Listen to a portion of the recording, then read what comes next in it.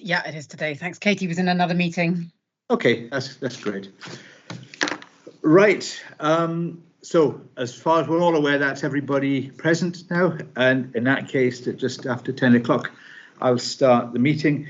And you should have all received an agenda yesterday, which I'll endeavour to keep to it. I don't envisage the hearing is going to take that long. Obviously, quite a lot of questions I've got, but I'm aware of all the submissions that have come in recently in response to the rebuttal evidence that I mentioned at the site inspection. And I'm also familiar with parties' comments on both National Planning Framework 4 and the Ofgem need case, and I thank you for that. So I just, for those who, I think there's only Graham, only one I've not met, but I'm Chris Norman, a reporter with Scottish Government's Department of Planning and Environmental Appeals, and I've got the wonderful job of dealing with 6 applications for necessary way leaves, and certainly the visit to the site back last month was very, very pleasant, and on probably the first day of spring for me, and it was very, very good. So what I'd like to do, you've seen from the agenda, I want to talk briefly about the scope of my assessment of the way leaves. I want to talk about the revised way leave descriptions that the applicant provided me. I just want then a catch up on parties' current positions. I then want to talk some time on the schedule of agreed commitments, which I have received. I've got some other questions about points of clarification, and we'll wrap up the meeting this morning with any other business. Has anybody else specifically got further matters they want to raise, which is not covered by that, or is that as replete as far as we can go? Yep. Speak now or forever hold your peace, as they say. Right. No. Okay. Looking at the scope of the reporter's assessment of the way leaves, I mentioned at the pre-examination meeting back in the wintertime there, the circular provided by Scottish Government and was reissued in 2022, which is the guidance on necessarily of what Scottish ministers can do on the grant of necessary way leaves in Scotland. And I take it everyone's familiar with that document. So that really outlines quite significantly what I can and can't do legally to deal with these 6 way leaves. Okay. I'm grateful to the applicant for providing me and other parties with a revised description of the 6 particular cases, and because certainly before my site inspection it was quite difficult just to envisage what was what, etc. But that's really quite helpful. Has any party, particularly from Garvachy or from Cumlodden, any comments to make on that? It is not altering your position at all. No. Good. Sorry? No. Right. No, okay. No, fine. Right, what I want to do later on this morning is discuss with the applicant the actual dimensions of the way leaves sought. So I'm in no confusion in my own mind about the actual way leave, the depth from the central line on either side and so on. So I'll revert back to that at a later item in the in the meeting this morning. So in terms of parties' current position, a couple of questions for the applicant. Firstly, is it to Gemma or Grace I should address the... If you could direct any questions to me, thank you. Right. Gemma, in the documentation so far, we made reference in several times to the status of the consent for the replacement substation. And I think when we were on site, that matter was still with Argyll and Bute District, Argyll and Bute Council as planning authority. Is there any update on that yet? There's been no update since the information submitted as part of our rebuttal. So the planning position for the new substation is that we have received, or in February, we received a holding objection from SEPA seeking more information with regards to peat reuse and site layout. So discussions are still ongoing with SEPA in that regard, but I think the applicant's relatively confident that that we can provide the information that has been requested, and then thereafter we're hoping that the planning authority can make a prompt decision on that. Right. Yeah, I mean, obviously that's not a sort of a minor opposition from a statutory consultee. Is there any potential that could have serious consequences for that proposal, or is there a way around it, do you think? Or I've not been involved in the planning myself, but my understanding is it's more that SEPA are not objecting to the project in principle. It's more that they just seek more information. Right. Okay, so we've no idea when that case is going to be determined. No, or unfortunately not. No, right, okay, that's helpful. Another question, Gemma, for yourself. There's reference throughout the submissions in each case as a need to apply for permission, for deemed planning permission under the Electricity Act. I take it that's under section 37. Yes, that's correct. So each particular aspect of the proposal would be a section 37 application. I believe that it's just the overhead line that is subject to the section 37 application. And that is currently, I believe that we have applied for that, and but the local planning authority have sought an extension to respond to that until the end of April.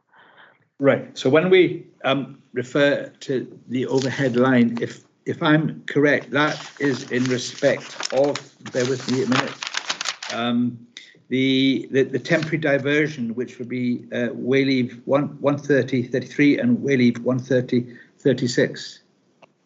No, I believe that's with regards to the replacement tower, which is WAY-130-34 and WAY-130-37. Right, so that's going to be a section 36, sorry, a section 37 application. Yes, that's correct. That's already been submitted. To energy consents. Yes.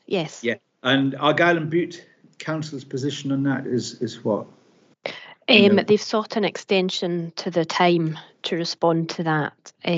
So they've asked for an extension until the end of April. Right, okay. So if they object, obviously it would have to come to us for the determination, for the planning permission for the section 37 at a later date. Yes, I think that would be correct. Although we're always hopeful that we don't end up in that situation. Right. So in respect of the temporary diversion, which is 130-33 and 130-36, what is the planning position with that one? I don't believe that section 37 is required for that, or with the underground cable, but that's something which I would need to double check. Right, for the 776 meters of the underground cable, it's not your intention to seek a section 37 or a section 36. And no, it's not. Yeah, it's not required. It's not required. Yeah. Right. Okay, that's absolutely fine for that. Right, if I could turn to Cumlodden Estates, Penny for yourselves, and I'm obviously mindful of the rebuttal statement that was submitted on the 10th, and I read from that the estate is supportive of the proposal. You've seen it in the context of National Planning Framework 4, and you've seen it in the context of the Ofgem approval of the applicant's outline impact of needs. So there's no objections in that respect. There's one bit in that I'm just a wee bit hazy about, is the reference to the Way-leave corridor, which was reissued, and it's the last paragraph on the rebuttal statement. You confirmed that Grace Campbell emailed you on the 25th of November and to Richard de Clee, that you've changed the proposed way leave corridor and reissued the way leave at that point. Which way leave are we referring to there? Was it all of them, Grace? That was when Richard was still in correspondence. No, it was just the underground cable. It was just the underground cable. Yeah, but I'd attached the rest just for info. Thank you. Right, just so I get it right, then there was an amendment to way leave in respect to the landowners, way leave 130-35. Yes. But the current proposal is the settled position that I've got. There's nothing else lurking in the background somewhere. As far as I know. Right. So what I've got in front of me with 130-35 is the intentions of the applicant, and obviously that impacts on the Garvachy farm tenants as well, that they're looking at the right drawing. But there's nothing else that I haven't got there. So that clarifies it for me, and I thank you for that. And finally, there, in terms of Garvachy farm, I've seen the correspondence, Robert, from you on that, and again, pleased to read the support expressed in there, subject to the scheduled conditions, which I want to come on to. But can I safely assume that there's no questioning by Mr. and Mrs. Rennie of the needs and expediency of the cases? Yes.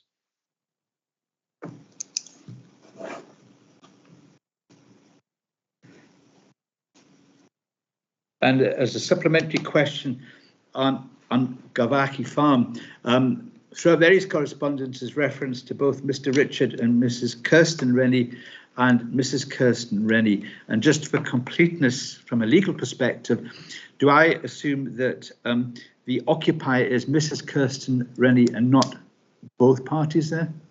Yes. Right, so Mr. Richard Rennie is not an occupier for the purposes of this exercise anyway. It's only Mrs. Kirsten Rennie. He's the husband of the tenant. Yeah. But doesn't actually lease the land himself. It's Mrs. Kirsten. It's Kirsten Right. that leases the land. Right. Okay. Thank you for that. She succeeded to the tenancy from her father, who's actually still day-to-day helps on the farm. Right. I thank you for clarifying that.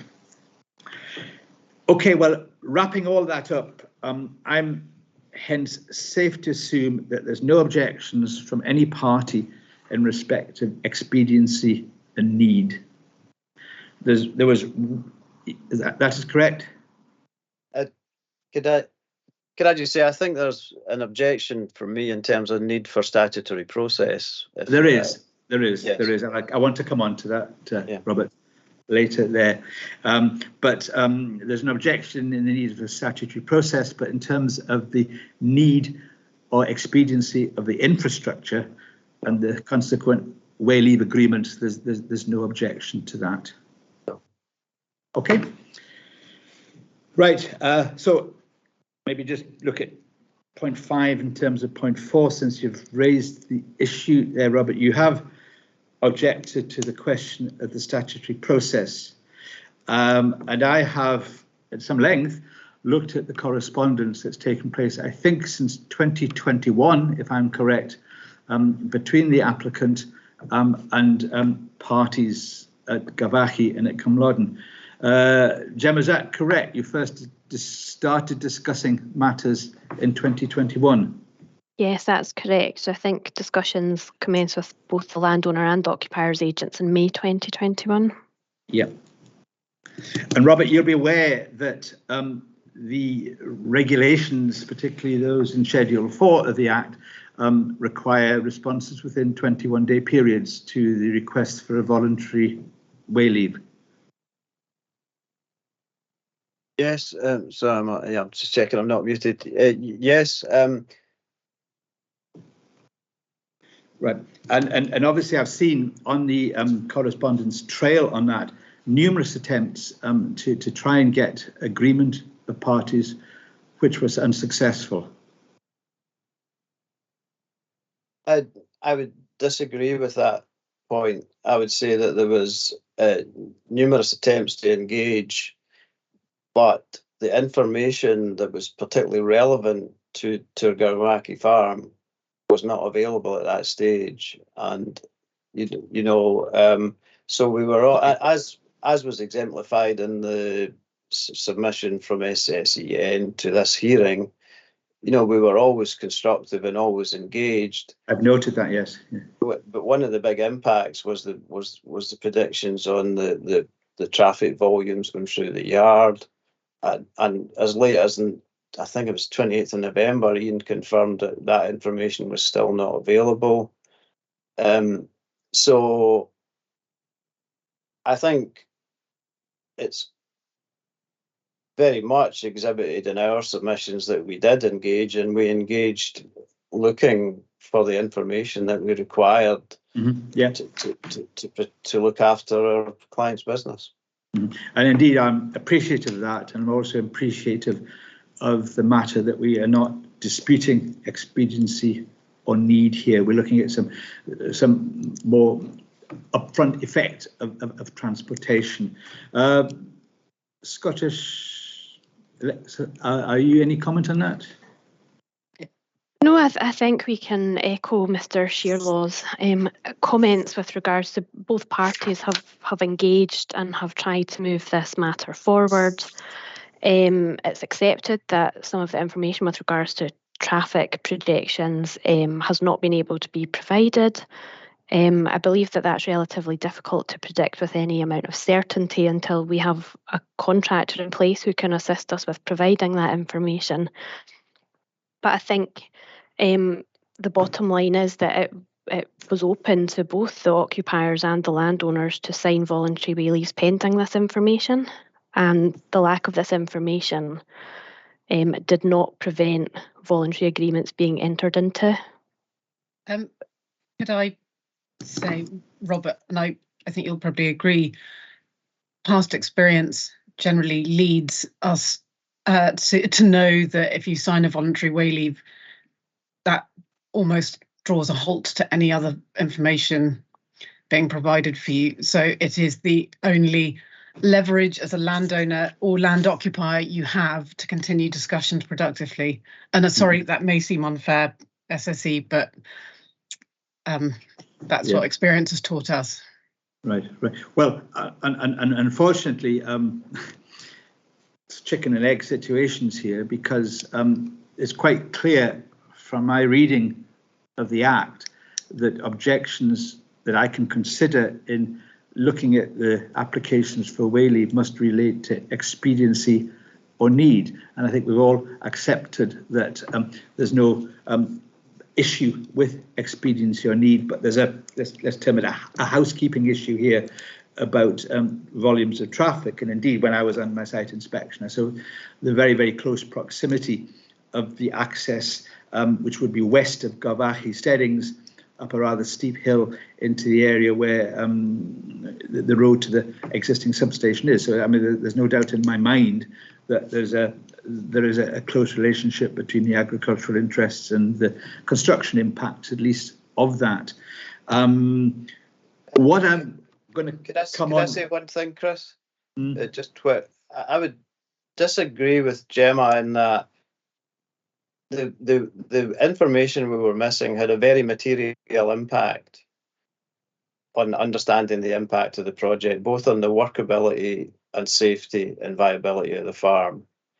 And as such, was quite relevant that we were continually tabling that request. And we had tabled that request right back from the initial consultation in I think it was August 21, our response to the consultation. I'm slightly guessing there, but I don't think it's that material to this discussion. And we'd made that clear. And I also disagree that they can't provide that kind of information. My son's a project manager, a very senior project manager, and I look at the detailed planning metrics he uses. That is very possible to provide that. It's just not been prioritised. Well, point taken. So that is really the sticking point, Robert, that has caused you not to seek a signature, to provide a signature to those way leaves. I think to be frank, I think we did apply a pragmatism, and I did it in my rebuttal statement, I'm fairly pragmatic that it's very difficult for Ian and Grace and Samir to have all of this information to hand, but there needs to be a mutual understanding that it's very difficult for the affected party who you're seeking voluntary consent to also fully understand the impact. So there's I think there needs to be a pragmatism to all of this. Yeah. Just on that point, though, it doesn't appear that any issues with regards to traffic and transport volumes have made its way into the commitments, which have now been agreed. So, to my mind, and I'm happy for others to disagree, it appears that the only outstanding issue is now one of compensation. So the road maintenance commitments relate to traffic. I think that's one of the main issues. There are several things to do with traffic in the commitments, Gemma. There's the fact that we're looking for the Birdfield access to be the operational access. There's the road maintenance, and there's the agreed speed limit at the yard section. So there has been. But that's all agreed now, Robert, is it not? I agree. We've moved forward. Pragmatically, within, as I point out in my submission, within 30 days of opening discussions with Ian, discussions that I had never had at any time previously, detailed discussions. Yeah. Well, I want to spend some time later on this morning looking at the schedule of commitments. I have a few comments to make on those. And clearly, there's no question in terms of the regulations under the 1989 Act that a case could be refused because of access. I mean, looking at expediency and need is the focus of what I'm about, but I certainly did observe for my own, with my own eyes, the proximity of the access to the large shed, and it was almost empty of livestock. Then I can imagine when that is full in a tupping or lambing season, it's going to be quite a bit of animal congestion around that place, and there is a pinch point in there. I want to come on to that as the morning progresses, but from the Garvachy point of view, for the purposes of the Act, there's no objection. You're supportive of National Planning Framework 4, and you haven't made any comment on the Ofgem approval of the needs case. That's okay. That's been consistently our position. Absolutely, and I see that, and indeed, I'm grateful for that. So, just if we can move on, I think one of the matters that you've raised, Robert, and just mentioned a wee while ago was the question of compensation. My reading of both the 2022 circular and another Scottish Government circular about the award of costs in planning and analogous hearings is another potential issue that I just want to have a chat through there. But first of all, Robert, I don't know whether you've got it to hand, but do you have access to the 2022 guidance? I don't have it to hand, but I can certainly. Right. Well, I just really want to look at paragraph 71 of that in particular.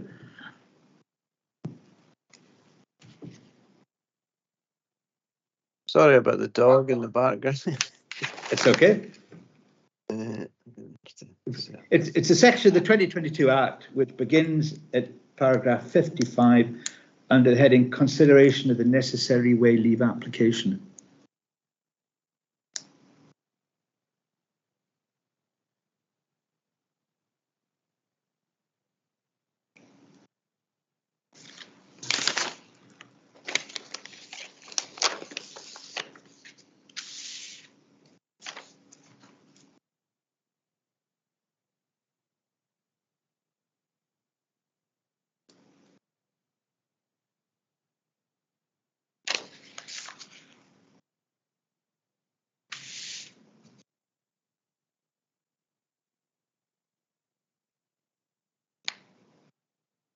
if it's not ready Yeah, to I'm getting there. right. Just I'm on paragraph 54 at the minute.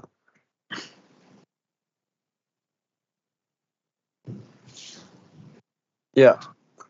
Right, we've got that section of my version. It begins about page 14, but on page 17, further down, paragraph 71, there's a couple of paragraphs under the heading compensation.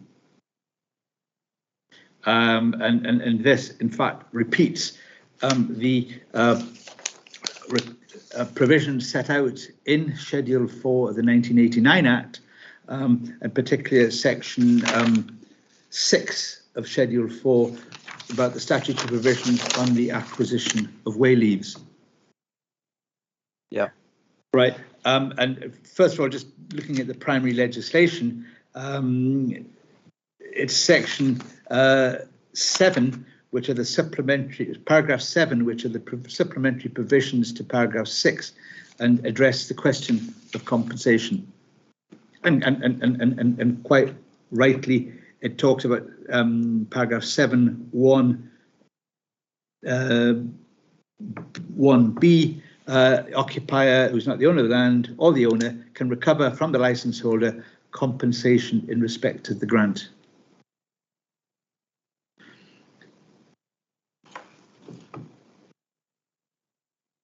And if we have that in mind, we look at paragraph 71, it's quite clear, the first group of words, questions of compensation in respect of a necessary way leave will not be addressed by the reporter when making a recommendation on whether necessary way leave should be granted.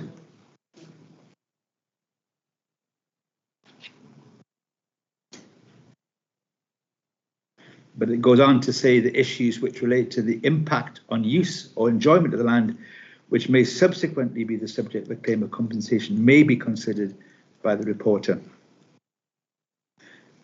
But it goes on to say at paragraph 72, ministers have no power under Schedule 4 of the 89 Act to prescribe financial conditions in any necessary way leave case or to resolve disputes on the level of compensation. That effectively clipping my wings a bit on the question of compensation. Yeah, I agree. What I do think though is that it's absolutely relevant. So the situation that the Rennies have been put in, where early serving of statutory process has induced hearing costs, in spite of them being very willing to engage and having shown in the past that they can engage, and there's been a successful major construction project on the farm. So I think it's highly relevant to your considerations and the necessity of the use of the statutory process, and that's what I'm flagging. I'm flagging that, you know, that's been used here as leverage in the negotiation, and I think that is frankly unethical. Well, I think if again, I don't know whether you got before you, but you've got the paragraph 6 and 7 of Schedule 4 of the 89 Act. I couldn't quite navigate. So I got to 71. So how do I navigate to 6, Chris?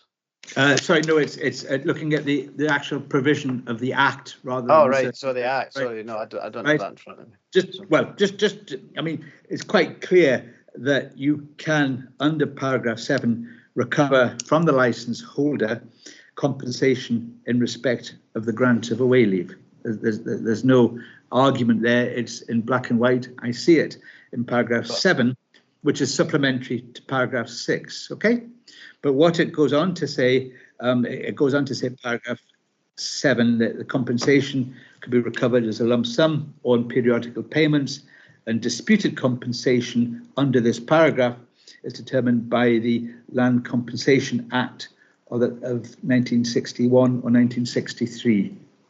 So whilst it's quite clear in my mind that compensation is there and its provision, it's a matter, I would see it for others rather than myself, because as I said, I think my wings are clipped quite substantially by paragraph 71. I agree with that, and Graham and myself and Poppy would normally engage in voluntary discussions and agree compensation packages. In this case, when Ian and myself successfully moved forward with what you might call the operational commitments, when we got to the discussion on the voluntary discussion on losses and compensation, I was told outright that the cost of going to hearing would absolutely be inadmissible and seen as ineligible. I think that's very relevant to your view, and is this necessary use of necessary process? We were well advanced in voluntary consent, and I repeat myself that it's been used as leverage by a large PLC being used as leverage on ordinary people. That is not necessary use of statutory process. Okay, just putting that aside, are you familiar with any other statutory provision where expenses could be payable to you for public inquiry work or not? Are you invoking, or are you seeking to invoke anything else other than the compensation claims set out in paragraph 7? I'm certainly meaning to make yourself and the Scottish ministers aware.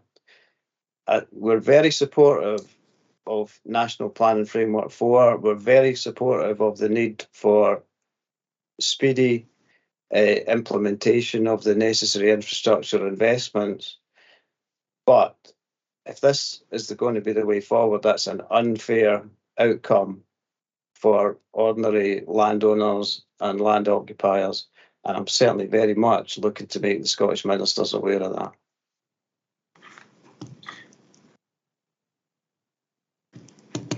And I'm appreciative of that. I don't know whether that comment is reference to something other than my reports, but I certainly will be noting in my reports the concerns and so on, and the pressures that your clients have found themselves in. And again, Robert, I say that I witnessed myself the very close proximity to the farm sheds at Garvachy and what I think is the sole access up to the higher part of the moorland there. There's no doubt about that. But what I think I'm getting at is that my the scope of what I'm able to do is certainly got to be reflected in paragraph 71. So, Chris, I'm absolutely respectful of the framework that you need to operate to and the guidelines that you need to operate to. However, Gemma has continually questioned the relevance of my submissions to the hearing. I think the relevance to my submissions are exactly that we have to be, as a nation, implementing these projects fairly, and that the Scottish Government should have an interest in fairness. And I think what we're witnessing here is an unfair process and an unfair use of statutory process to create financial leverage. And I think that's highly relevant to the view that the Scottish ministers should take on the necessity of the use of this process. So if that means I'm going back up the meeting and changing my position, that's what it means.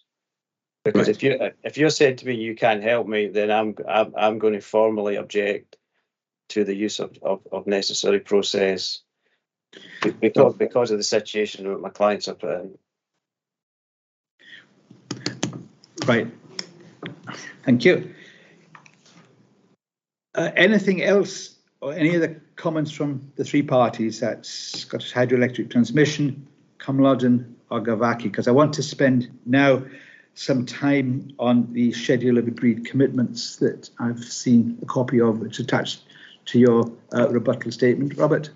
And I want to spend a wee bit of time on that.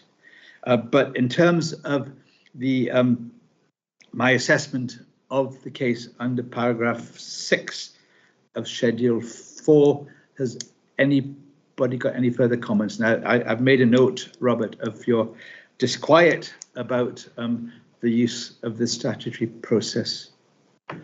Not necessarily the statutory process per se, but its use in this particular case, when you were awaiting further information. Okay. Just So- a short comment on behalf of the applicant, just to flag that there's no mandatory requirement to engage in voluntary discussions. That does happen. As we're aware, both the occupier and the landowner have been aware of this project since May 2021. The applicant complied with the statutory obligations for notice. 8 months have now passed within which it would have been open for the occupier or the landowner to sign a voluntary way leave. Presumably, they've not done so on the advice of their land agents. Presumably, their land agents would also have advised them with regards to costs. Hi, Gemma. Yeah, our clients were well aware of costs, but I think, as Robert's trying to say, we were slightly over a barrel. You know, as landowner, as agent for the landowner, there was never any objection to the scheme. But how could we possibly sign up to anything which would completely jeopardise our tenant's position? Well, You know, for a that's start, that's our position, isn't it? But, you know, they're all intrinsically linked. So it had to be more of an organic process. I know you won't like that word very much, but it does, because we're all human, and it hasn't been land agents dragging this out. Well, Galbraith only became involved in December 2022, so I feel like we've moved it on as fast as we can. I'm with Robert. I have to say. like I understand and I appreciate that neither the occupier or the landowner are objecting to the scheme, but unfortunately we can't build it on the basis of a verbal or email lack of objection. We need to have a voluntary signed agreement from the landowner or the occupier, or we need a necessary way leave. Those are the only options that we have. And as you've said, in other projects, SSE works frequently with landowners and occupiers. We don't just go in and build things regardless of what's happening on the ground. We work to reach a mutually acceptable arrangement which works for everyone. And I'm sure both Davidson and Robertson and Galbraith have experience of us in that regard for other projects. Yeah, we have. But generally, I have found that it can go on for a couple of years, but agreement will be reached and discussions are had. And this is the first time, and for most of my colleagues, and I think Robert will agree, that the statutory process has been employed quite so quickly. And it has had an effect. I think the reason for that, Poppy, is the landscape has changed. We don't have a couple of years now in light of all the net zero targets, national planning framework. We don't have a couple of years to discuss commitments anymore. We need to start utilising our statutory rights where we can't agree them voluntarily. So Gemma, there's lots of questions in there. So one, yes, we did make our clients aware of costs. Two, your point that there's no obligation for voluntary discussions, I think that shows that you're not invested in a fair process, quite frankly. And there's no legal obligation. Well, yeah, exactly. But there's a huge corporate responsibility on a PLC to behave ethically, and I think but I do absolutely agree with your point, and I think you know that everybody needs to find a quicker way to do this process. I'm totally invested in that, but myself and Graham were hugely experienced at doing this. DNR, as are Galbraiths. This was a very reasonable, and that's really what my submissions have been based on, being reasonable, showing that we've been being reasonable to get to an agreed position. And the early serving of process has pushed financial leverage and been used as financial leverage, and that is out of order. Well, I think we're moving slightly away, straying slightly away from the cusp of what we hear today. Robert, I wonder, as you've got the 2022 circular to hand, could I ask for your comments on paragraph 73?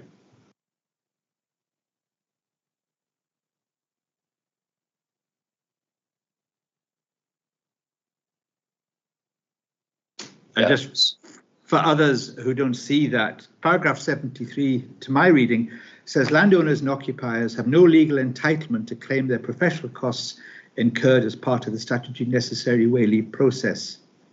Although on occasion, licence holders can meet with landowners and occupiers and agree reasonable professional costs. So there's no, my reading of that is, if you can agree that informally with the applicant, all well and good, but there's no statutory mechanism to do it.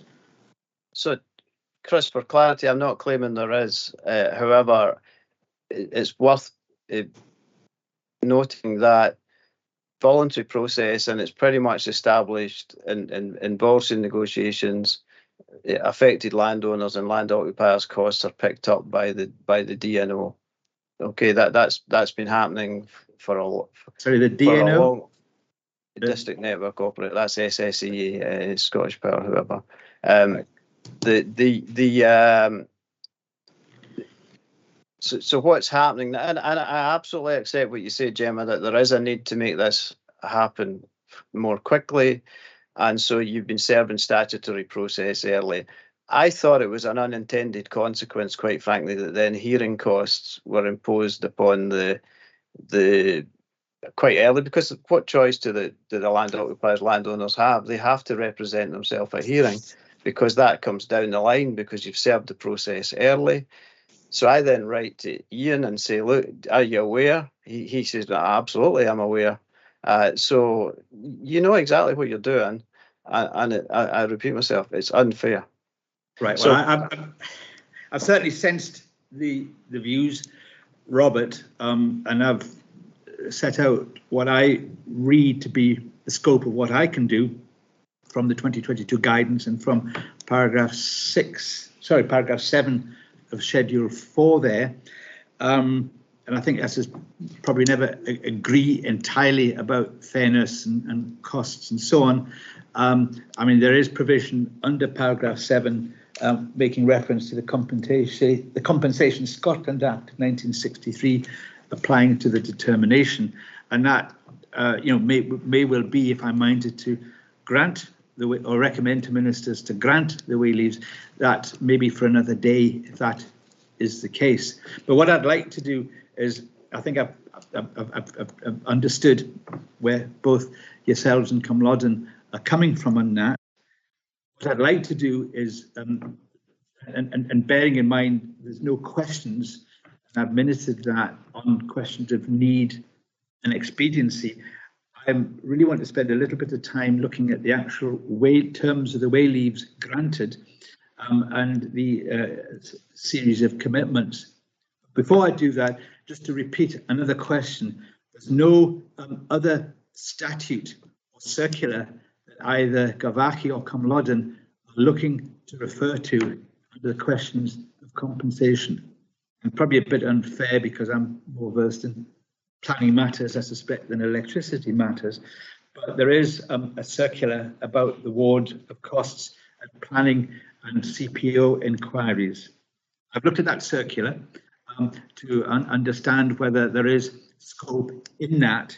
And certainly there's a lot of scope for awards of costs and inquiries on town and country planning matters, which is under separate legislation, and also on compulsory purchase orders under planning regulations and what is termed analogous procedures, but I do not see this as an analogous procedure to compulsory purchase under the Planning Act, because it's quite clearly specified under the Electricity Act.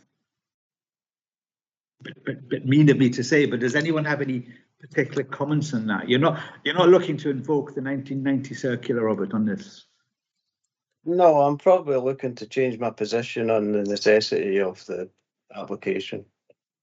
I think that's what this discussion pushes me to do. Right, well, before we spend any more time on that, I've had your comments on not questioning need and supporting NPF4, but I also am very mindful of the proximity of your client's steading and potential impacts which you've voiced earlier, and that's why I want to spend a wee bit of time looking at the schedule of commitments. Okay. So if I was to recommend to ministers to grant, clearly there's a schedule of commitments. I attempt to find a copy of it here, which would be attached to that. But before we go through there, just questions for the applicant. I've seen, Gemma, the reference in your submissions to the actual grant of the necessary way leave, and that's under the Act, and there's several paragraphs referring to ministers and exercise their powers under Schedule 4, etc. So there's that document there. And also on your file is what you termed the, I had them a minute ago, lost on the sheet of paper, the other special conditions which relate to formulas for compensation and so on. And it's those two documents which would form the necessary way leave if ministers were minded to grant it. We are simply asking for the necessary way leave to be in the standard Scottish minister terms. Yes, which is repeated, in fact, in the circular, the 2022 circular as well. Yes. But you, on the package of information you've submitted, there was something in terms of special conditions. I'm not quite sure what that refers to. Right. Well, I looked at it and frankly couldn't understand it. Lost my copy here. There's a lot of algebraic formulas in it. Does that form part of the grant or not? I'm not sure what document it is that you're referring to.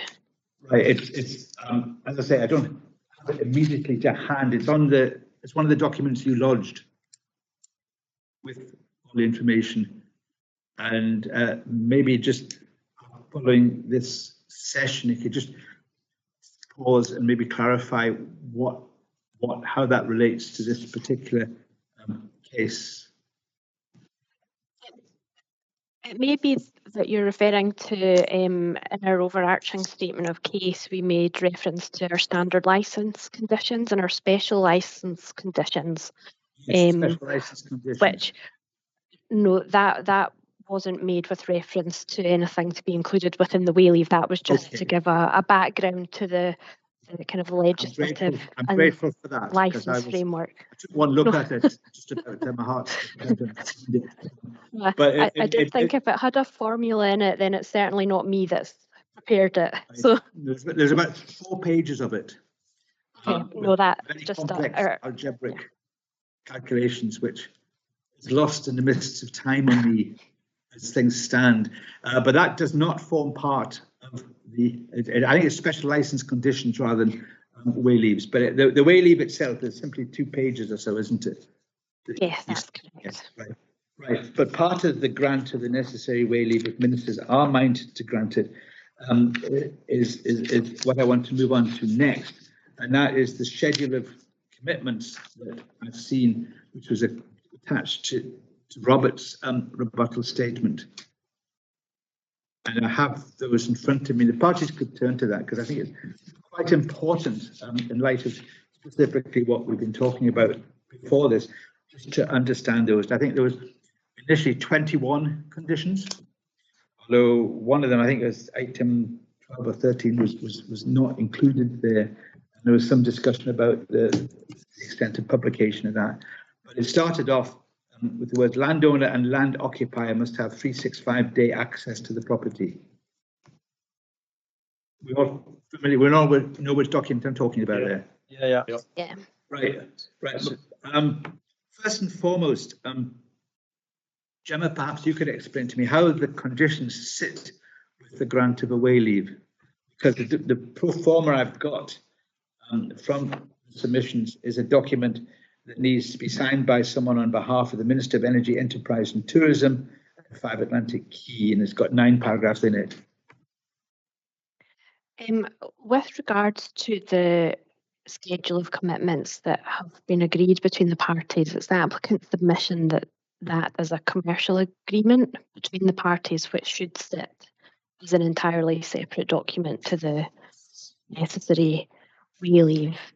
I can confirm that in the event. I would say this is quite important. If you just let me make a note of that. It's your position the schedule is a standalone document.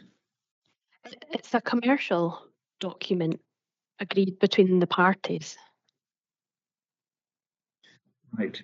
So it's not, showing my professional background here, it's not like a planning permission with conditions on it. So I wouldn't interpret the grant of the way leave as being akin to a planning permission subject to conditions. I might have a condition about colours of roof tiles or tree planting or something on a planning consent. But it's not akin to that. No, absolutely. You'll see that it contains reference to certain fencing to be used. It's the real kind of minutiae of the detail. Yeah, as and it's for planning permission could be, but never mind. Yeah, and it's for that reason that it's not even contained within the voluntary consent or the voluntary way leave. It sits as a standalone document. Yeah, because SSE, we have the Grantors Charter, which sets out what we do for landowners, etc. And then the commitments are more of a detailed part of that Grantors Charter for each stakeholder. So, Chris, it's very routine for it to be part of the discussion on the road to signing a voluntary consent, because this is where the affected landowner, land occupier understands the rules of engagement with the project, particularly actually with the contractor, and so then can take a view on the suitability of the project and the provisions for them. And while Gemma's right, it is more a side commercial agreement. It's very, very important because, you know, and Grace and Ian and I know this, we can get into such a mess if the correct requisite amount of detail is not made in discussing and agreeing these conditions, because you better believe it, the project manager with 50 to 100 men doesn't see Mrs. Rennie breaking her eggs on the way up the road as that important. So it's hugely important to what happens here. It's also now much more normal to see these things appearing either as a side letter or as actually incorporated into a legal servitude document because of their importance. So these are very, very important conditions with regard to what happens here. Well, I'm glad I asked the question, because having a background as a planner rather than a land agent or someone working for a big electricity company, I do have some concerns about their drafting, enforceability and interpretation. And I'm very conscious of the need for precision in drafting conditions. If I was, for example, drafting a planning permission for a power station, I suspect the conditions would run to several pages, if not more, on that. And there's part of the planner in me which really wants to focus on precision, because clearly I've seen, you know, I make no bones about it, I've seen, Robert, the proximity of your client's interests there. And I think it's very important that those interests are protected. I do have concerns about the drafting of these conditions, not what they cover, but just their language, if you like, and their enforceability, and what happens if they're not adhered to.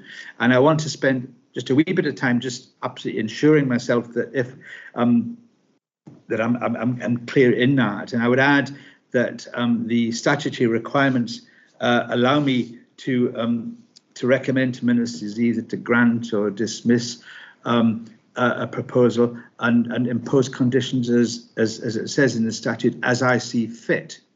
And I see fit that there are conditions, but I have the view that I want to be sure that the conditions are enforceable and precise and reasonable in their meaning, because, you know, I don't want to see us a couple of years down the line when the dozers move in there that there's a dispute about the lack of proper cultivation on the backfill trench, etc., because it then just takes even more and more time to resolve there. So out of the 21 or so conditions, I noticed that number 21 actually relates to a reasonable degree of compensation payable to parties, and I don't really see that as something I would want to regulate or suggest to ministers to regulate the way leaves with. What I do see important are matters on biosecurity, on roads access, privacy, fencing, good agricultural practice and reinstatement and so on. With that in mind, I want to just run through that schedule, if I may, and just because it may well be that any report I make to ministers would include at least a skeletal form of conditions which I consider fit to be imposed to protect the clients and those of the landowners' interests there. Looking at number 1, if I may now, which says landowner and land occupier brackets LO. Now, unfortunately, landowner and land occupier have the same initials, which immediately runs into confusion if I look at that condition. It says the landowner must have 365-day access, but LO, so the landowner or the land occupier, is it both parties or just one? I don't know. So what I'm proposing to do when I write my report is be very mindful of what's set out here and probably paraphrase that in as a Clanese language for precision and accuracy of drafting conditions without losing the substance of what's being talked about. Okay, but I think what I'm reading from number 1 is that you want your clients to be able to have access every day of the year to the property, even during construction times.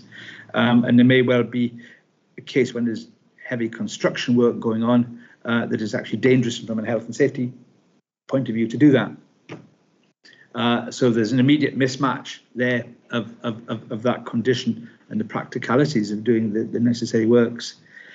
Number 2 says LO. Now, is that the landowner or the land occupier to be inducted on health and safety protocols to allow free access to roads and the CDM area? Again, just need some precision in drafting on that. Biosecurity measures will be discussed and agreed with the land occupier. Does that include the landowner there as well? I don't know. Again, I just want to look at that. What happens if there's no agreement, for example? You know, I mean, there needs to be some sort of bite, if you like, in the way they're worded. I mean, it's easy to discuss something with somebody, but if you can't get agreement, really the condition falls on its face. So again, I may well, if I'm looking to grant the way leave, look at some form of precision and sanction in that. Number 4, the SSE to be responsible for policing biosecurity. What does that mean? What happens if you feel that there's a biosecurity issue, but an SSE have been irresponsible and not noticed it, for example? So again, I'd be looking for some form of precision on that. Then you go on to say enforcement measures to be agreed and shared pre-works. Again, I'm slightly muddled in my mind about what you mean. I think, Chris, this is why this commitment sort of sits at the side, because it's an understanding between the land agents involved and the landowner of where we need to be. Mm-hmm. And that's really, you know, it's just that we've got the Grantors Charter and then we have these commitments for each individual stakeholder. So Robert and I know what these sort of commitments mean going forward to the project, etc. Sure. And there's also a chance for it to change as well, because if it's legally bound, there's an issue that we can't unravel something that has caused an issue, or we need to act fast to, for example, if there was flooding on the project, but we had said you can't put ditches, you know, it was agreed to get a deal over the line that we couldn't put ditches down the side of a road, but all of a sudden there's torrential rain, a ditch needs to go in, you wouldn't be able to then act straight away on that project because you need the lawyers to I think take that back out again, you know. So that's why. Yeah, I think that's exactly my point. That my reading of some of these, if push came to shove on these, is there's a lot of interpretation and lack of precision in what they say. I mean, even right down to the abbreviation LO. I'm not clear that's the landowner or the land occupier as it's set out in this. And I certainly wouldn't have confidence, if I'm mindful of recommending a grant of the way leaves, to recommend to ministers that these are applied. So if that is the course of action I'm taking, and I stress if, it's likely that I'm going to paraphrase some of these comments, certainly not miss the point that is made, but I want to see a situation that we don't have, with due respect, a lawyer's time spent looking at interpretation of these. I think they need to be a lot more precise and clear cut on that. But I certainly, that's not to say that I don't respect the focus of what these matters are for. Chris, I would totally accept that criticism. I think you're right. I think you're absolutely right. Thanks. Just on that note, how is it envisaged that any conditions to be applied would sit alongside any necessary way leave? That, as I've said, to my mind, this is a commercial agreement. So whether something is reasonable or not would really require evidence, and I would suggest that it does go past the test of necessity and expedience to be mandating the terms of certain conditions that have actually already been agreed between the parties informally. And I'm slightly concerned, as Ian's pointed out, if these are a requirement, such as a planning condition, that they've maybe not been given as much analysis as they would have done in that situation, and it's how they would be enforced. I'm conscious that a necessary way leave can't be amended after the event, and it's then for parties to operate under the terms of those. But as Ian says, if these are too stringent, there's no degree of flexibility.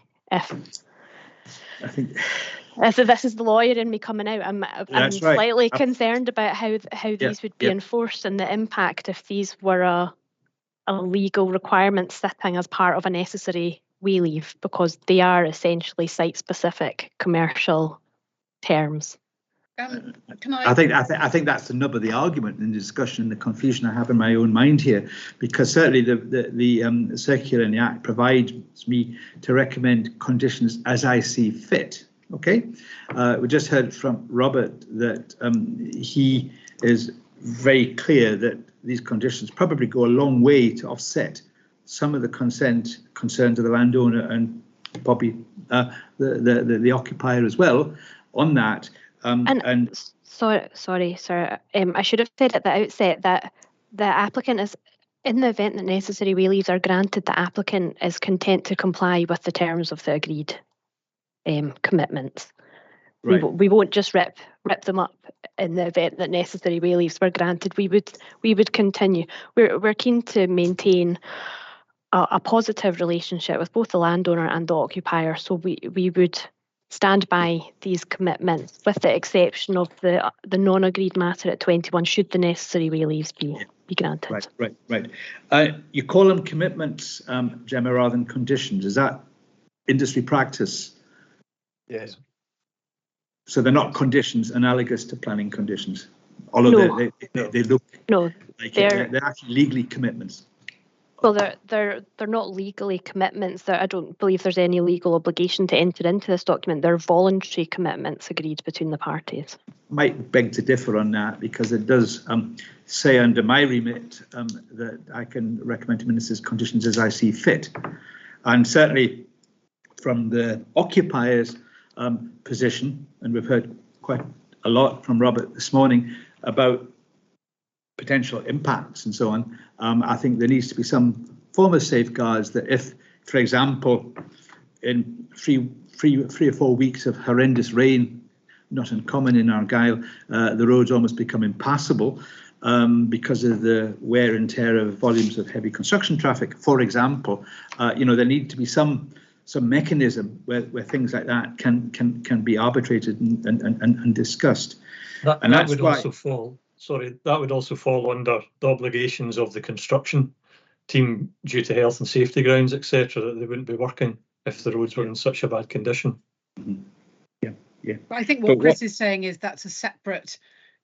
I'm totally in agreement with you, Chris, and you, Robert, although I understand where you're coming from, Gemma. But in other situations where we've dealt with this, we have had, and it's perhaps been a servitude rather than a way leave, there's been a reference within that document to this document that sits next to it, which will be a working conditions document. So for the land occupier, certainly there is the comfort that if something goes wrong, it just can't be ignored or glossed over.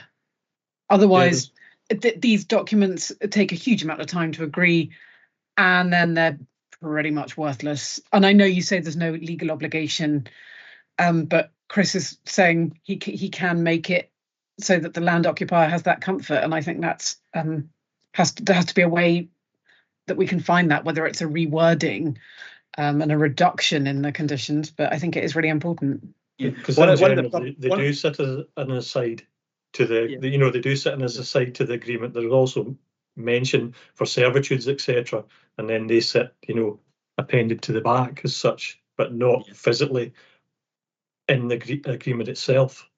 And if I was to ask a party of myself and 7 or 8 experts to agree conditions, would be here till Christmas anyway, I think, because it's an extremely complicated exercise to do. But I've heard it quite clearly, the comments from the occupier and from the landowner about concerns. I've seen for myself what that's likely to mean. I hear loud and clear a need, an expediency argument that's been put forward to me by the applicant, and I'm trying to meet somewhere in the middle to try and find a situation all parties are as happy as they can be with that. Whilst I'm unlikely to want to draft 17 or 18 planning way leave conditions, what I may well be inclined is to advise ministers of heads of terms of matters that need to be resolved and could be resolved in such a way. I mean, simple things like, does LO the land occupier or the landowner? Can we just say the landowner or the land occupier and not have the abbreviation, etc. in it? The induction of health and safety procedures, all these things I think can be fairly well simplified. And again, if I could just spend maybe 20 minutes or so just going through what I have in front of me, I think we can usefully bring the hearing to close after that, because I don't want to go over all ground that was spoken about this morning, but I do think that I want to spend a wee bit of time just purifying the terms of that, so that it would be more reasonable and offer more protection to Mr. and Mrs. Rennie and to the estate in the event, hopefully the unlikely event, that there's potential breaches of those. So in respect of anyone got any comment on that? Unfortunately, I think time does not permit me to send drafts to parties and toing and froing and dotting I's and crossing T's on that. But I want to just be clear of the heads of terms, and ministers could draft their own detail to that skeleton. But I think the question of the Rennies and Cumlodden having access to the property, that would include everything, presumably if it's stock wanders where you're building a ditch or something like that. But there needs to be some safeguards in terms of health and safety provision for that.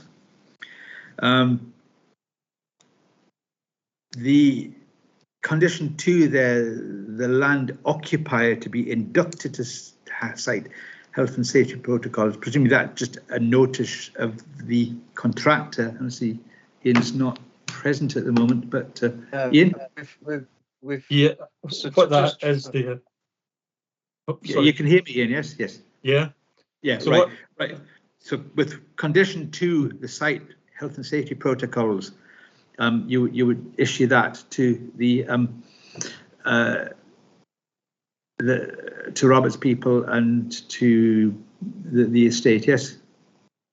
Yeah, they would come in for a site induction, so they would get an understanding of the whole project, all the health and safety, protocols that are in place. Yeah. And it's purely because the landowner is going to be on or near the active site, for the roads, the tracks, etc., the fields close by. He's not physically going to be in a compound. All our compounds will be fenced off. Yeah, and just a bit of a daft lady question for which I apologise, but the CDM area is? That's the construction site, this construction area. The CDM is the overarching area that we'll be working in. Right, so what is from the construction design and management regulations? It's basically where health and safety is enforced, over their area. Chris, it's important in terms of context. We have had situations where the project manager has denied the land occupier or the landowner access to induction and used it as an excuse to keep them off site. So that's why it was important to make sure that was in there. It might sound pedantic, but you need to learn as you go along. I have absolutely no problem with that. And similarly, Penny, in respect of the draft, do you have a copy of these to hand from the estate's perspective? Poppy, do you have a copy of these to hand? No. Or Robert's commitments. Yes. Yeah, I'm looking at them on the screen just now. Right, there's reference in number 3 about biosecurity measures discussed and agreed with the land occupier, but no reference to the landowner there. So again, I just want that to be quite clear for both parties. The applicant to be responsible for policing biosecurity, straightforward, and enforcement measures to be agreed and shared pre-works. How do you enforce that? Well, you can have basically an auditable process that records what people are doing. And if they breached it? Well, that is the classic problem. Then I send 20 emails, Ian gives 20 excuses, then Grace gives a couple more, and so it goes on. That is the process. And I think what we've done is to try and agree suitable measures of biosecurity. And that's what we're proposing. If there is an outbreak of foot and mouth, then it's more robust than the general standard biosecurity that the normal construction follows. And then everyone adheres to it. Right, so 3 really needs to be amended to reflect the interests of the land occupier and the landowner, and parties adhering to agreed control. In the event of default, immediate cessation of works. Yeah. It depends on what the default is going to be. What is it's going to be about risk. What is the risk of the default on that one person not doing their boots and biosecurity? Yeah. I think I think a lot of these requirements need to be peppered with the word reasonable or parties acting reasonably in them as well. On that. Number 5, no parking or storage materials to take place at the farmyard or adjacent to the access road. Now, the access road, to my mind, is about 3 kilometres long, and it's a big farmyard. But as a matter of course, you wouldn't be parking or storing materials there. That's right. It's basically the section straight across from the shed where we were parked on the visit. Yes, that's the area in question. Who monitors the 15 miles per hour speed limit? That's what it'll be. Within the construction and part of the induction, it's all written down and shown where the speed limits, etc., are. And what happens if Mrs. Rennie observes a member of staff going downhill at 30 miles an hour? Well, then it's reported to the project and they'll investigate it and look into it. And in certain circumstances, everyone gets put back in and has another briefing regarding speed limits. Right. It's happened on a number of different projects that, I'm sure it does. Contractors aren't always angels. And no, they're not. And then once it's brought to the attention, then a refresher's done to say why the speed limit's in place, etc., and we'll hopefully move on. Right. And any sanction for an offender? You can't. It's not. They don't get sacked for it. They'll obviously have they'll be taken and having a word with their manager, etc., and whether they're given a warning or what. It's down to the construction. It's not for SSE because we wouldn't be employing them. Yeah, I'm particularly interested in item 7, following my site inspection, and inevitably the way things are laid out, there's crossings of that land in front of the sheds to get up to the wee steep bit at the back there. Yeah. Robert, Poppy, do you feel anything needs to be reinforced in the wording of that? Are you satisfied with some form of words along those lines? I absolutely. This is hugely impactful on their enjoyment of the property, on their ability to manage the property, and in their general safety of animals and personnel.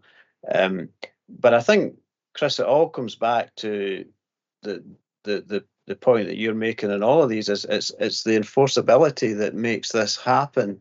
You know, we drive up the road with an average speed camera and we apply the speed limit. We know the consequences. I found out the consequences the other day.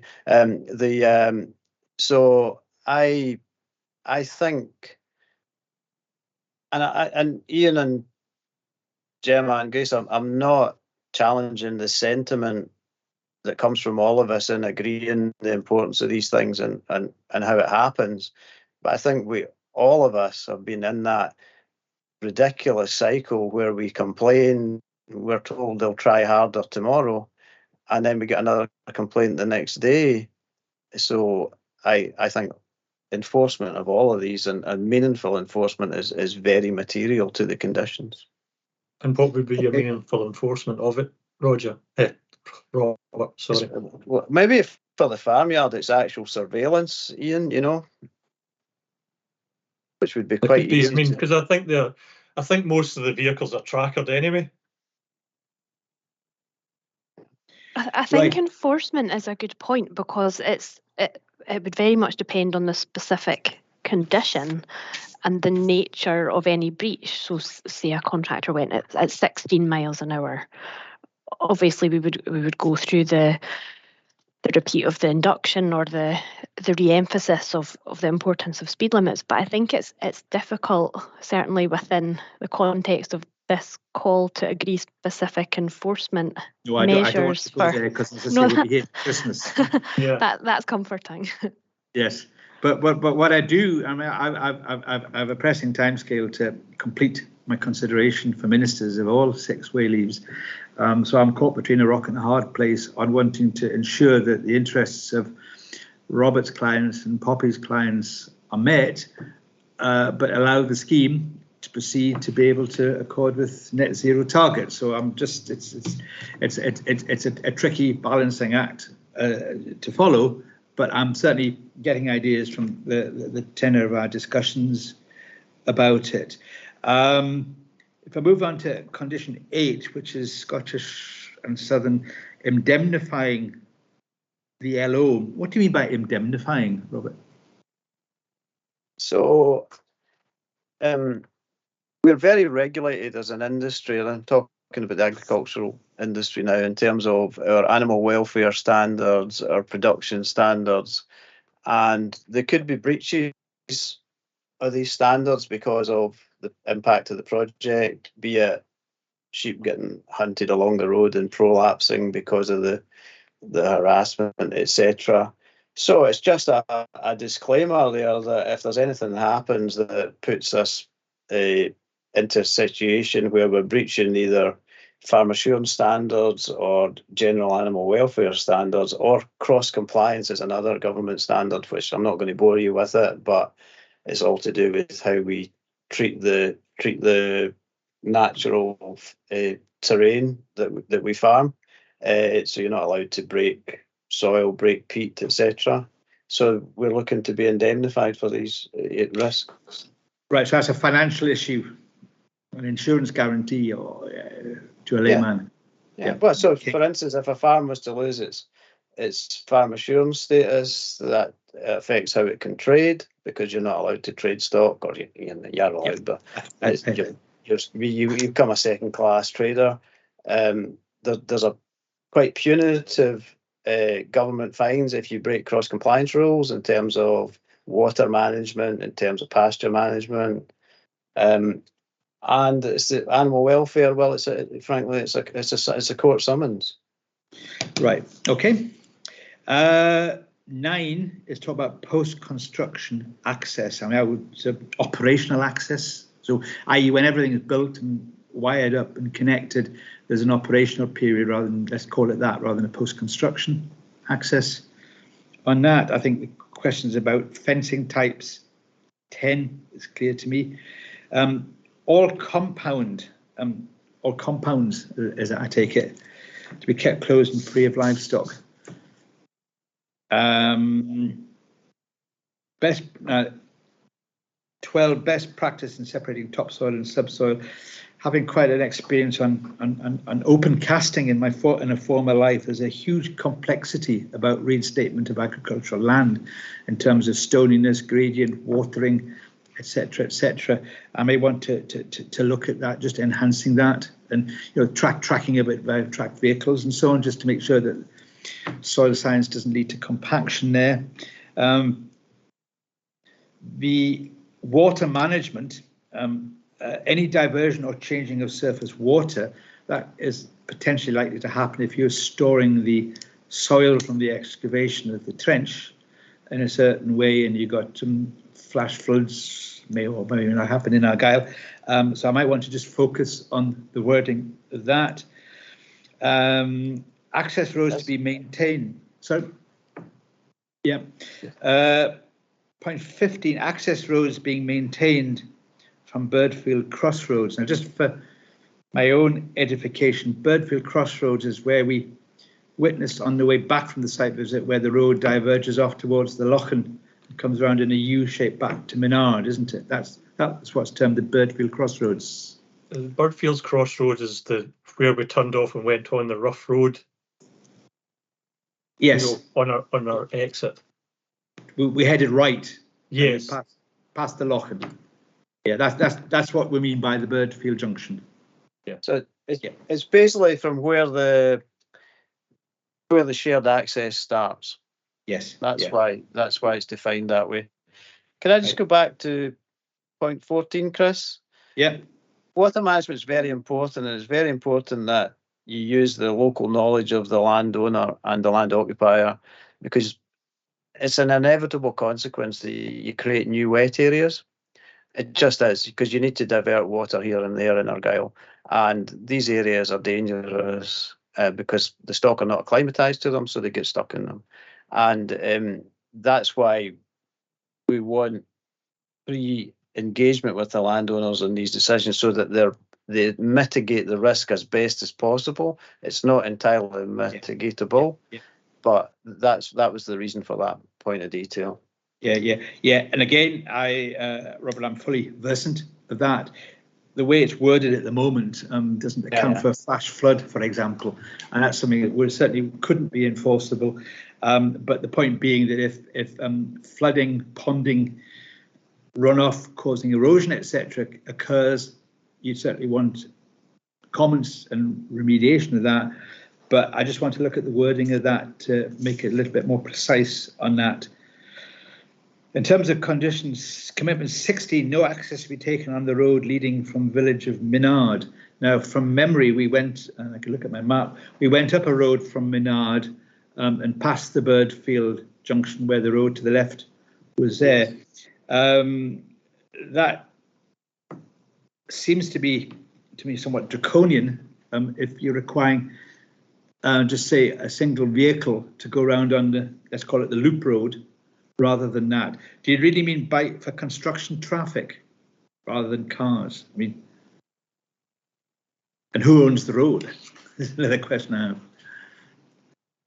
So the answer to that is I don't know. That was a historical condition from LT40, where it was agreed with SSC and Balfour Beatty that all access would be taken from the Birdfield access road. I'm just a bit hesitant about that because it may well impede on people's statutory rights to go up there anyway. And I mean, whilst it may well be necessary for example, heavy goods vehicles taking material in, if Ian, for example, wanted to just go up in his own car, is he breaching the commitments by going up from Menard? I would say it is, but I think what would be a good solution was we then extend the road maintenance responsibility to include all the way to Menard. Right. I'll have a think about that. I mean, I don't want to be overzealous in that, but I certainly want clarification on that. And because that takes us neatly to 17, be the applicant to be responsible for policing road maintenance, and agreed measures to be agreed. I mean, I see an immediate problem with that, because what might be a police matter for SSE might not be a police matter for SSE, may well be a policing matter for you. And I want to just focus on the drafting of that. I think what you mean is that the applicant keeps an eye on road maintenance and remedies matters, but I don't know what you mean by enforcement measures to be agreed and shared pre-works on that. I mean, so something along the event of all parties considering that road maintenance becomes inadequate, necessary remedial works are carried out, or something like that. It's also covered in point 15, you know, whereas road repairs to be actioned ASAP and no later than 5 working days from notification. Yeah. I think our experience previously, Chris, was that, and I exhibited it in one of my submissions, was that, you know, we had a 9-week delay in any action. So it comes back to the, you know, the repeated point you've made on a lot of these. So how do you enforce that? Because that became an extremely uncomfortable event for the Rennies and myself. And I think it was also embarrassing for SSE, because I've no doubt they were approaching Balfour Beatty about it, who were the appointed contractor at that time, and nothing was happening. Yeah, point taken. 19, having a right to be funded, right to funded support from a land agent described above as per SSE guidelines. I think I'm straying into an unfamiliar territory there in the terms of that. I think, as I mentioned earlier, in terms of paragraph 7 of section 6 of schedule 4, there is provision for compensation to be made, and I don't necessarily see a need for these commitments to repeat statute. I mean, it's quite clear from paragraph 7 that questions of disputed compensation determined by a tribunal under the Land Compensation Act, and I think that is the statutory way of carrying that out. And I think the provisions of 19 there, arguably, and pardon the pun, could slightly muddy waters a bit on that. And again, at 20, reasonable efforts made by the applicant and the contractors to mitigate loss and disturbance to the Garvachy farm business. Again, I'd suggest that that falls neatly under the terms of paragraph 7 of schedule 4 there. Because if you look in detail, compensation can be a one-off payment or a continuing payment, and that's set out in the 2022 regulations as well. And I would think it's more sensible to focus the conditions or commitments we talk about on the practical nitty-gritty matters of physically doable works, rather than repeat provisions which may or may not, to lawyers, conflict with what's set out in the Act. Because I think that what's set out in the Act remains in place. It doesn't get mitigated by any decision to grant away leave if ministers so decline there. And that would apply to 22 as well, about compensation, which you're right, set out in paragraph 7 there. And again, I would suggest number 20 is there as well. I mean, if the contractors or the applicant cause damage which causes loss and disturbance, then that, I would suggest, is something that you would look at under the terms of paragraph 7 and not be included in here, which I don't know, it just seems an absolute tempting providence to have a really difficult discussion as to the applicability and enforcement of one of those conditions. And it's also covered in our Grantors Charter as well. Which reflects paragraph 7. Yeah. Yeah. Also, in terms of the guidance note, it specifies that Scottish ministers have no power under Schedule 4 to the 1989 Act to prescribe financial conditions in any necessary way leave case. So I feel that certainly the commitments agreed at 19 to 21 are straying into that financial condition area.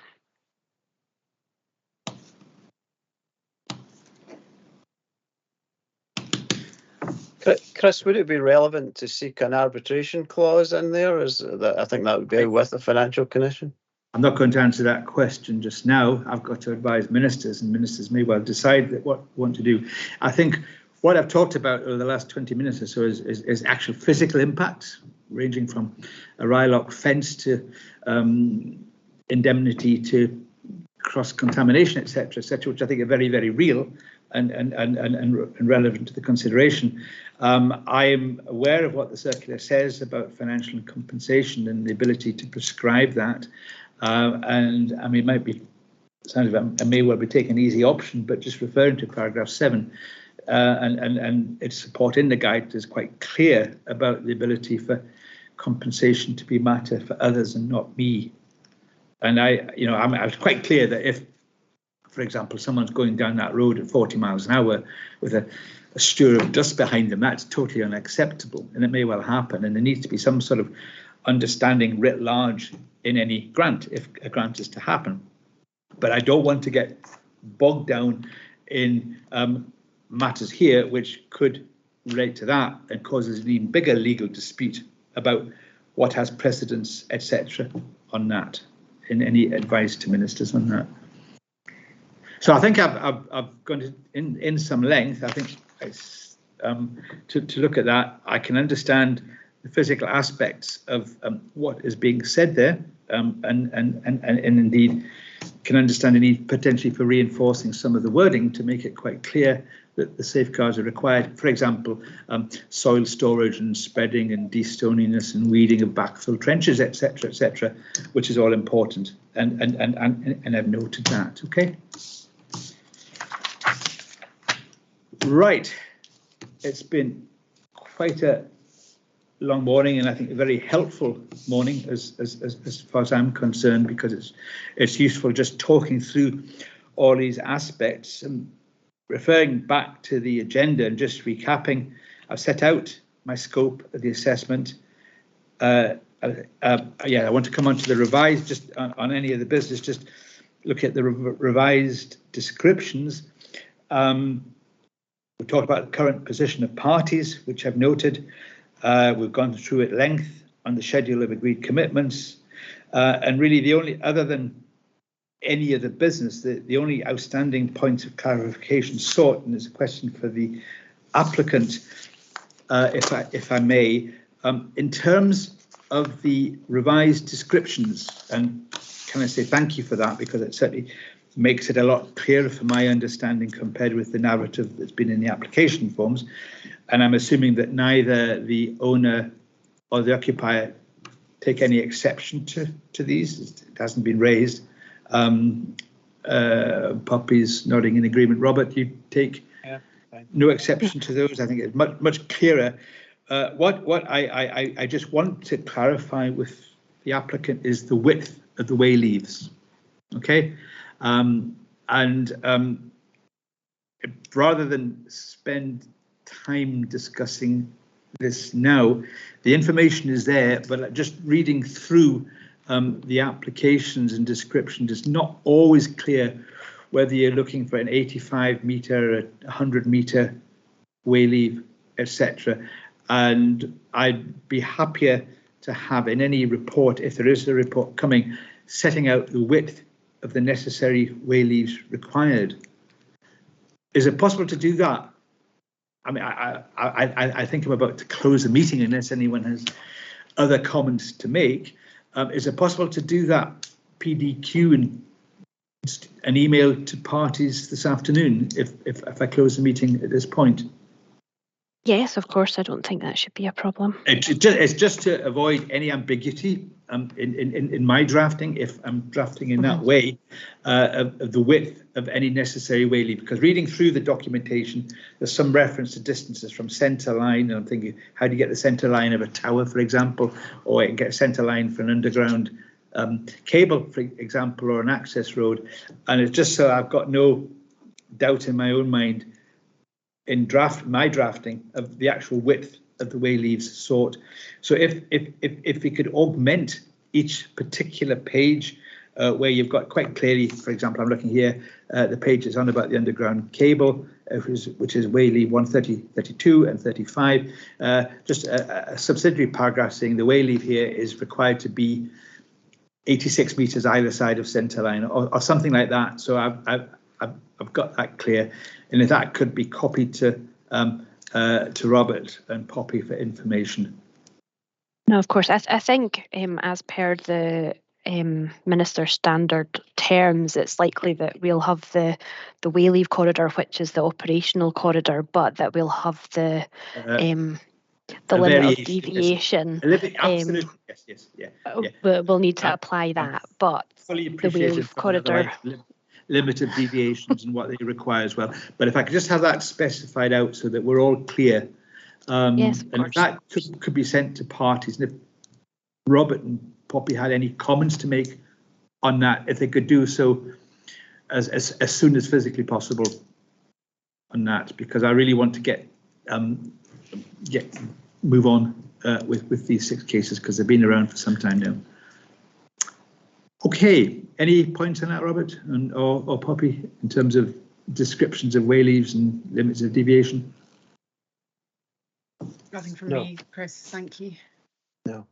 Right. No. Right. Okay, final point, any other business? And before I draw matters to a conclusion, does anyone want to raise anything else that we haven't touched upon? No, fine, No, thanks. not for the applicant. No, covered everything, good. Well, that's been a very helpful almost 2 hours on that. And can I thank you all for attending and making cases and commenting and so on.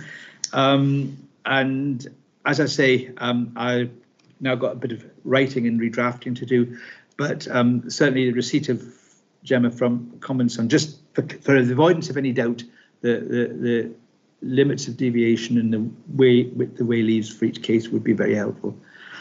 And unless anybody else wants to make any final comments on that, I'll simply close the meeting and thank you all for attending. Okay, thank you. Great, thank you. Thanks very much, Chris. Thanks. Cheers.